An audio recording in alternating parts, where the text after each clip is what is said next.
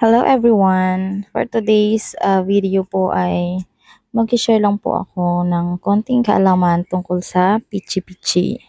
So, ang pichi-pichi po guys ay isang tradisyonal na kakanin na nagmula po sa Quezon Province.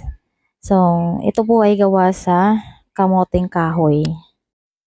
Napakasimple lang po at napakadali ng steps kung paano po lutuin ang pichi-pichi. So, ayan, so nakikita nyo naman po na binabalatan ko muna yung kamuting kahoy and then i-chop natin yan ng maliliit at i-blender po.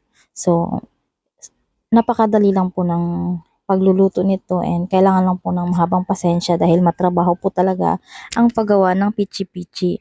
So, yan po, luto na po yung ating pichi-pichi dyan. So, gumamit lang po ako dyan ng lye water or lihiya, asukal, and ano po, nilagyan ko po din po siya ng pinch of salt para may konting balanse po yung tamis ng ating pichi-pichi at binudbudan ko lang po or ginadgadan ko lang po siya ng grated cheese. Dahil isa po yan sa nagpapasarap ng ating pichi-pichi yung cheese and optional po yan. Pwede din po kayong kumamit ng ginadgad na nyog.